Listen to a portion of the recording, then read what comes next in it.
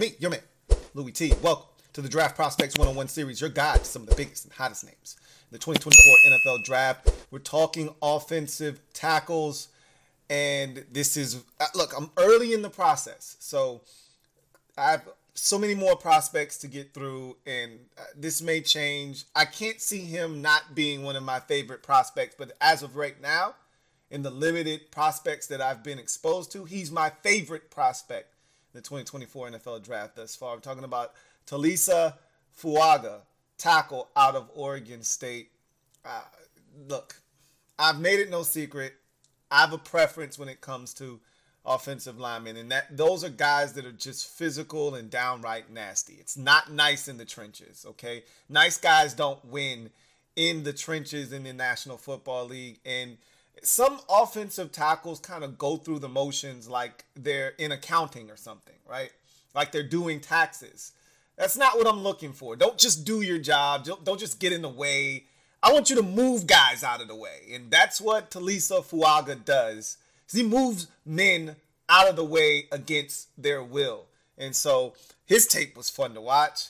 I get excited, as you can tell. I'm excited talking about him.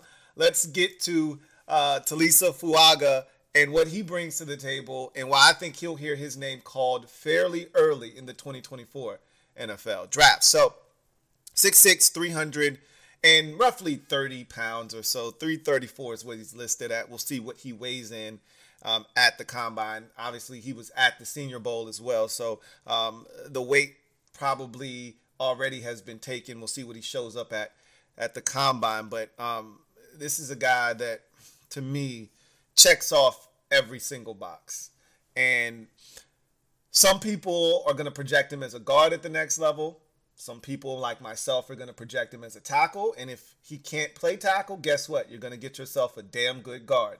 We'll talk about that a little bit later on, but he played in 39 career games while at Oregon State.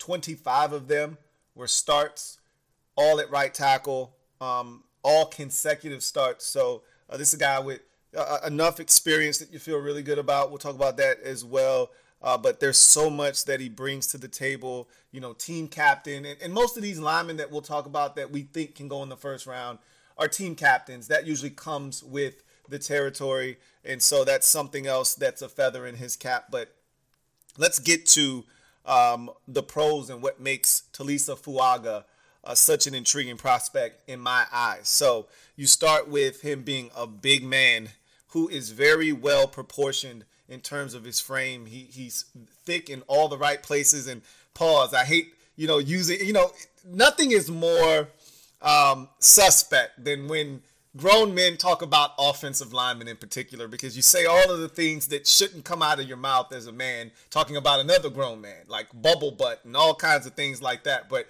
with offensive linemen, you want the weight to be in the right places, if that makes sense. And so he's one of those guys that from top to bottom, it all checks out. I'll just say it that way. And the next pro is he's Polynesian strong. And that's a different type of strong. There's the guy that's country strong, and you hear people use that phrase, oh, he's country strong. And that suggests that he's a different type of strong. Same thing with Polynesian strong. That's a different type of strong. And if you don't know what I'm talking about, I can't explain it to you. But trust me when I tell you, it's a different type of strong. Anchors and mirrors well. Plus, he has really good recovery. And the thing that I love about Fuaga is even when he gets beat, he doesn't give up, and he does a good enough job of pushing that rusher around the pocket, riding him past that point where he can flatten and get to the quarterback. Again, keeping that integrity of the pocket intact. But he does a really good job of just keeping guys in front of him. His balance is tremendous. We'll talk about that here in a bit. But he does such a really good job of just moving his feet, shuffling side to side laterally. His lateral agility is really good. His feet are very nimble for a guy his size. And it allows him to anchor, and sit down. But it also allows him to mirror well. So you don't see a lot of guys just running right by him very often. He's usually in pretty good position as a pass protector on most snaps. Above average movement skills and great use of angles. I think the thing that probably caught me off guard the most when watching Taliese Fuaga on tape was his movement skills. I didn't expect him to be as agile as he was. You know, you see a guy with that kind of frame and you just think, okay, he's going to be somewhat mechanical in his movement skills. He's not going to be able to get to certain landmarks. And I was wrong. I mean, he does a great job in the run game of getting to those reach blocks. He does a great job of getting those combo blocks and then getting to the second level. He does a tremendous job. Like, there weren't many times, and these reach blocks are tough, right? I mean, you're running a full gap sometimes over to get to a guy, to cut him off on the backside of a play, or to create that cutback lane sometimes on a run that's away from you.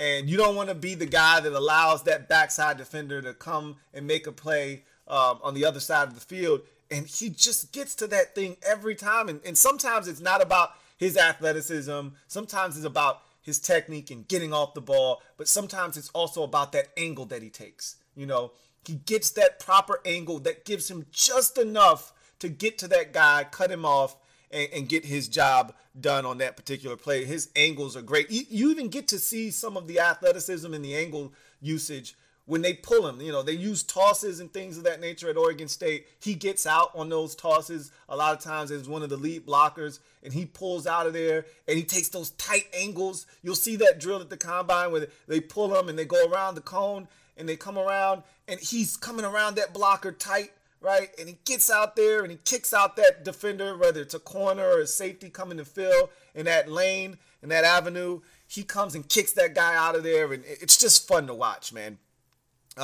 Exquisite balance plus powerful hands that stay ready for work. To me, it's highlighted in red, which means that this is his superpower when we're talking pros. His balance is tremendous. You don't see this guy off balance at all. If he misses on a block, it's because the hand technique, wasn't proper, or, he got caught off guard. But it's never because he's off balance. It's never because he's not clumsy. You see some of these offensive linemen and they just seem somewhat clumsy and they're falling all over the place. He's never on the ground unnecessarily unless he's pancaking somebody, putting a little extra syrup on top. He's not on the ground. Right? There's no reason for an offensive lineman unless he's cutting someone or he's pancaking someone to be on the ground. Unless you're in short yardage situations, something like that. Unless it's necessary, he's not on the ground because his balance is just too good. And that allows him to always be in the play. No matter what takes place or transpires, he's in the play. Even if he gets beat, he'll have a chance to recover because the balance is always so good. Powerful hands. The shock and violence in his hands is what you're looking for out of defensive players. That's the kind of shock and awe and violence you want to displace somebody, and he's got it in spades. And his hands are always in a ready position, and he changes up the cadence of when he shoots his hands, so it's not always something that you can predict. Sometimes he'll stab you with the jab. Other times he'll come with both hands. He doesn't overextend himself. He's not over aggressive from the standpoint of reaching and getting his shoulders over his toes, right? Too far away from where the center of his mass is. So he does a really good job of just kind of waiting on that rusher sometimes and then shooting his hands. Sometimes he'll get into his body. Sometimes he'll wait and then push him up the field, right? So he'll switch up what it is that he does, so it makes it tough on a defender to try to guess as to what he can do to beat Fuaga around the edge to get to the quarterback. The next pro is he displaces defenders in the run game. I could have easily made this, and I probably should have made it a superpower. He's so good in the run game. I mean, my goodness, he's so much fun. As a matter of fact, shame on me, that is a superpower. He displaces defenders in the run game, and too often guys act as a wall or a barrier in the run game. They act as, hey, you can't get to my running back. I'm going to stand here and wall you off.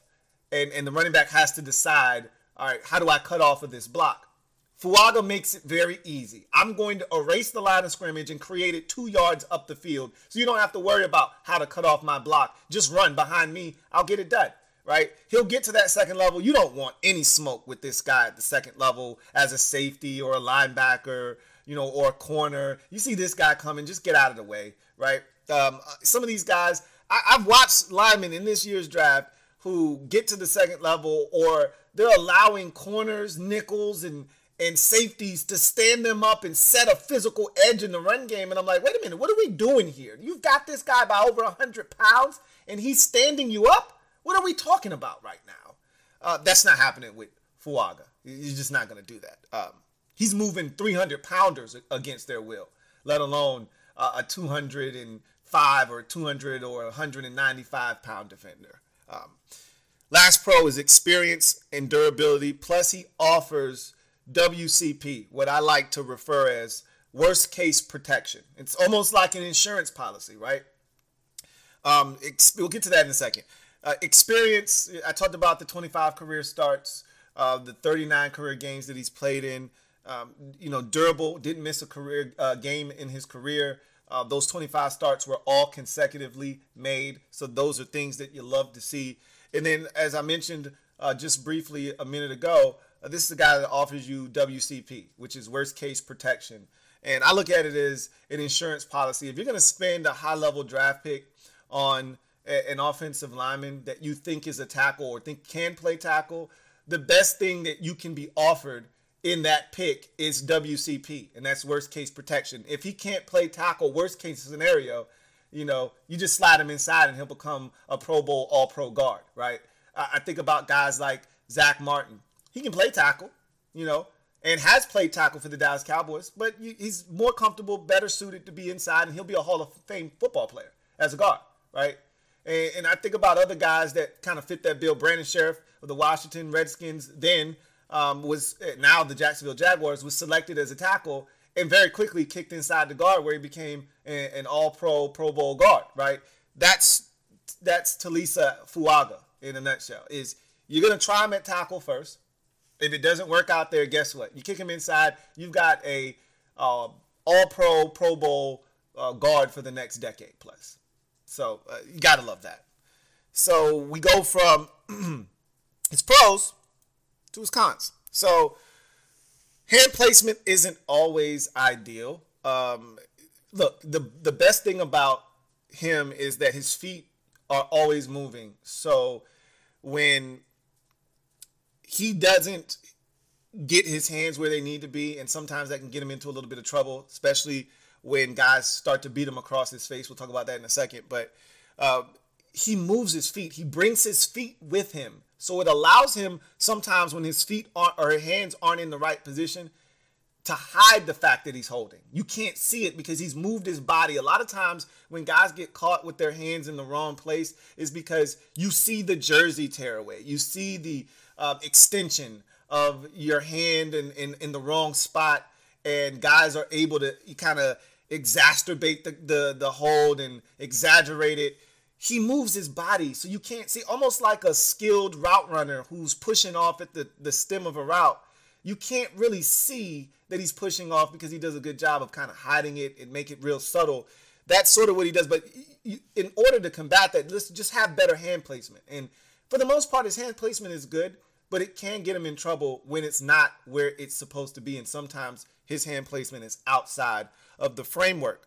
Redirect in space is limited. Look, he's a big guy, and a lot of times with offensive linemen, it's hard to ask a 320-pound guy to redirect in space. You get smaller defenders darting out in front of you, guys with the ability to make you miss in space in terms of defenders who can go around you. It's just tough for a guy his size.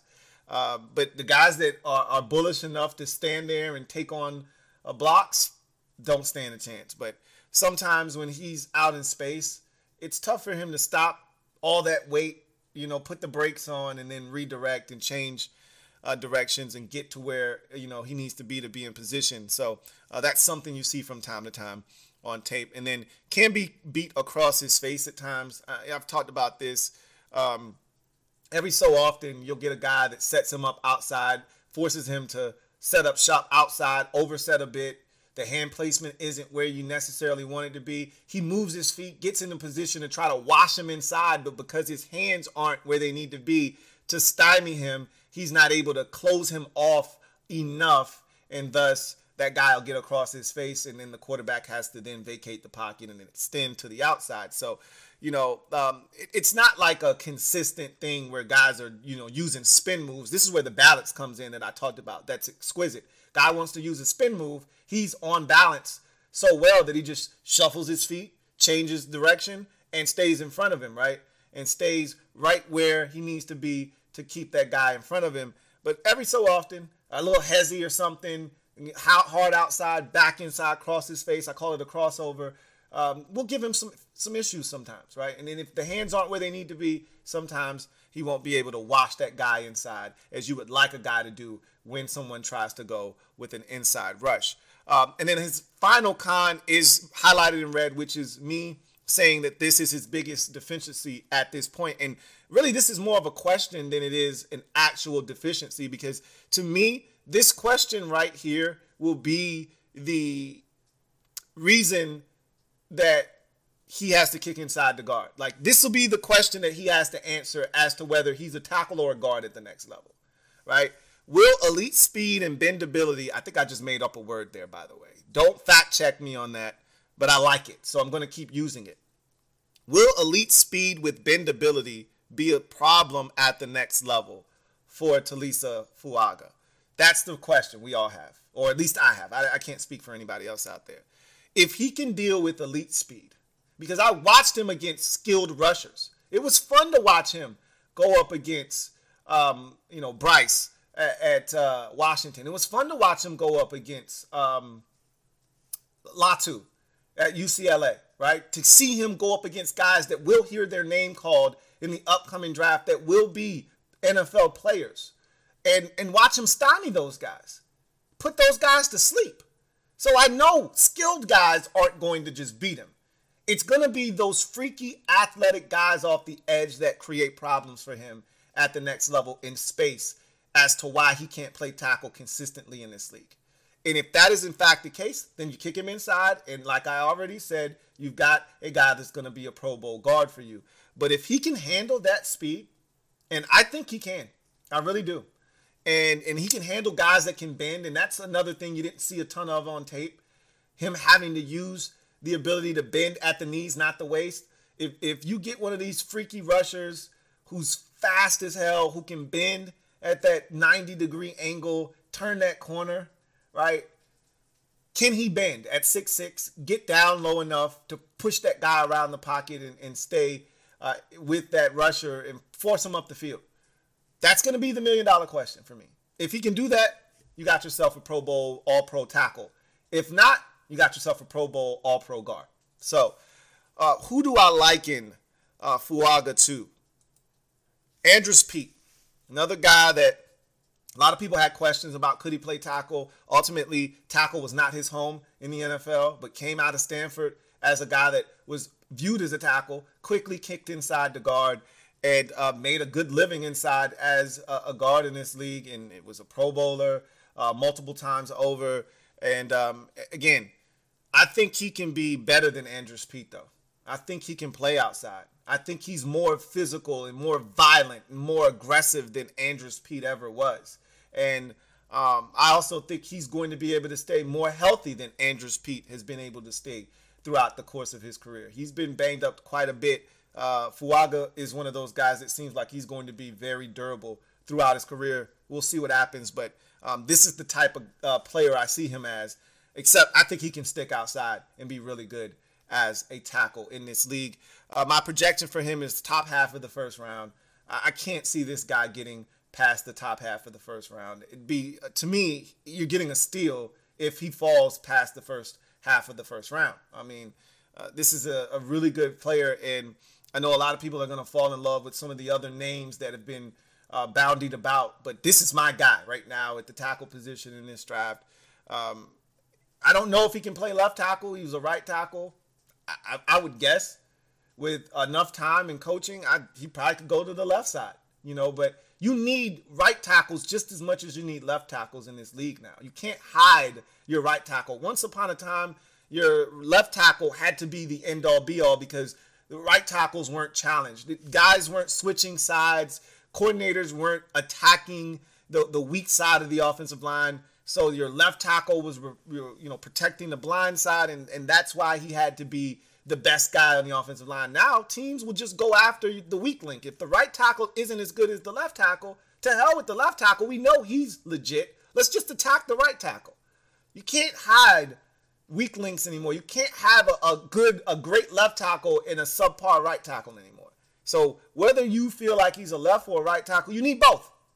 And he's going to function as a high-level right tackle, I believe, in this league. Worst case scenario, like I said, he offers you worst case protection.